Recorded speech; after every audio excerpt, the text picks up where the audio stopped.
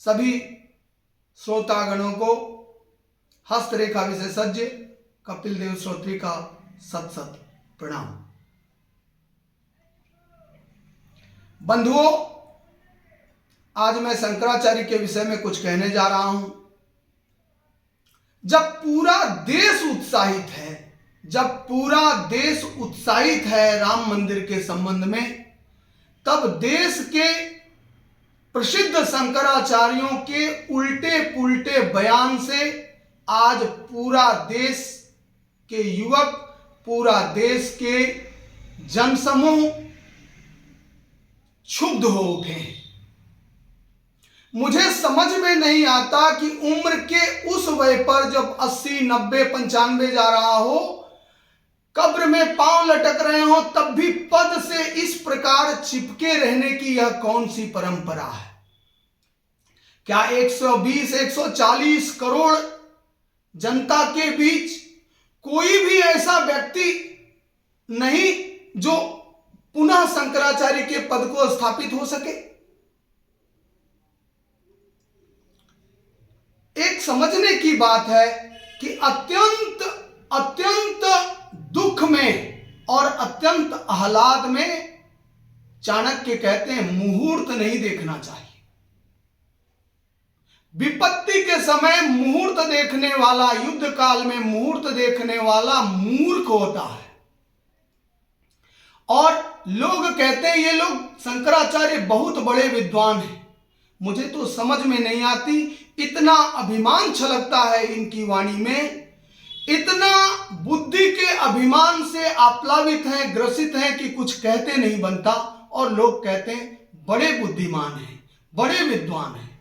मेरा तो मानना है कि जैसे कलछी दाल में घूमती है, कलछी दाल में घूमती है और दाल के स्वाद से अनभिज्ज रहती है, ऐसे ही केवल शास्त्रों को पढ़ने वाला और शास्त्रों के मर्म को न समझने वाला दाल के कलछी के समान हो जाता है।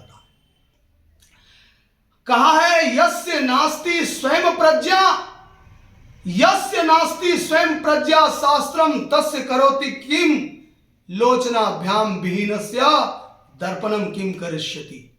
अगर आंख से अंधा हो तो उसके लिए दर्पण क्या करेगा? शास्त्र तो केवल यथोचित दिग्दर्शन के लिए है, यथोचित दिशा निर्देश के लिए है। मैं शंकराचार्य से पूछना चाहूंगा कि जब पूरा राष्ट्र का मुहूर्त सही था तो 900 साल यह देश कैसे गुलाम रहा? बताने का कष्ट करेंगे।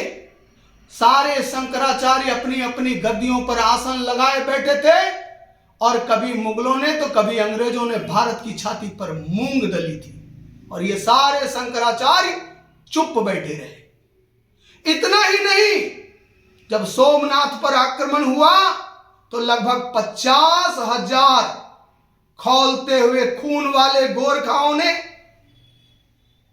आताताइयों की सेना से लोहा लेने के लिए जब कटिबद्ध हुआ तो इन जैसे गवर्गंड पुरोहितों ने और महात्माओं ने कहा कि सोमनाथ महादेव आज स्वयं शत्रुओं का दलन कर देंगे। पर ऐसा कुछ भी नहीं हुआ। एक एक कर गजनी के और आताताइयों के सेनाओं ने सोमनाथ के परिसर में देखने आए। लगभग 10,000, 20,000 लोग तो परिसर में देखने आए थे कि महादेव के गण कैसे मारेंगे। और जब इन्होंने हमला का आदेश दिया तो पूरा परिसर खून से लाल हो उठा, नहला गया और कोई परिणाम नहीं आए और लाखों लाख नहीं करोड़ों करोड़ों की मुद्राएं लूट ली गई। इसलिए मेरा निवेदन है कि इन शंकराचार्यों को अपने अपने पदों से इस्तीफा देनी चाहिए। आज देश में 2 ही शंकराचार्य होने के लिए उपयुक्त व्यक्ति दिखते हैं। एक यति नरसिम्हानंद सरस्वती, जिन्होंने सनातन संस्कृति के लिए आवाज बुलंद करने में कोई कोर कसर न उठा रखा है, और दूसरा पुष्पेंद्र कुल श्रेष्ठ। ऐसे लोगों को शंकराचार्य बनाओ ना महाराज, तुरंत सनातन का उद्धार होगा। पर सनातन के उद्धार करने के बजाय ये सारे के सारे चुप बैठे। कथावाचकों की तो अलग लीला है। एक भी कथावाचक या ये शंकराचार्य भी जातिवाद के पोषक होते हैं, पूरी वर्ण व्यवस्था के पोषक है? मानता हूं कि वर्ण व्यवस्था कभी अच्छा रहा होगा, कभी कोई आम अच्छा रहे और कालांतर में सड़ जाए तो टोकरी के पूरी आम को सड़ा देगा। यह पूरी की पूरी वर्ण व्यवस्था ही जाति व्यवस्था का आधार है।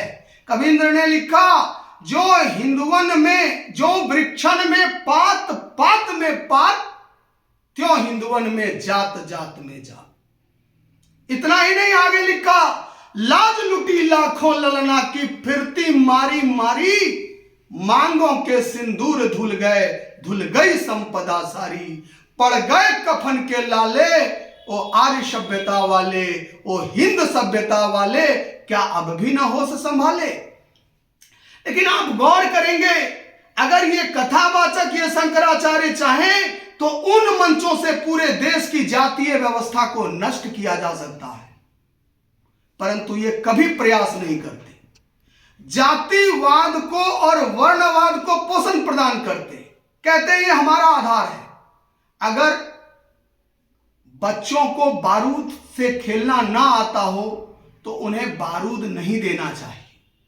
वर्ण व्यवस्था के जो ज्वलंत सिस्टम थे वो थे चतुर्वर्ण मया सृष्टा गुण कर्म विभाग सा, परंतु वह जब नष्ट हो गया तो सारे के सारे वर्ण व्यवस्था टूट करके, बिखर करके जातिवाद में बदल गई। ऋषियों ने तो ये नहीं सोचा था, सुपारी बनाने वाले ने कभी सोचा कि इससे हम जो बनाएंगे सरोता तो सुपारी काटा जाएगा, लेकिन अगर आप नाक काटने लग जाएं तो उस सरोते को छीन करके अलग रख देना चाहिए। इसी प्रकार यह वर्ण व्यवस्था हमारे ऋषियों ने राष्ट्र के कल्याण के लिए बनाया था, पर वह अगर सटीक नहीं उतरा तो इस पूरी वर्ण व्यवस्था को नष्ट कर देनी चाहिए और इसको सिरे से खारिज कर देनी चाहिए।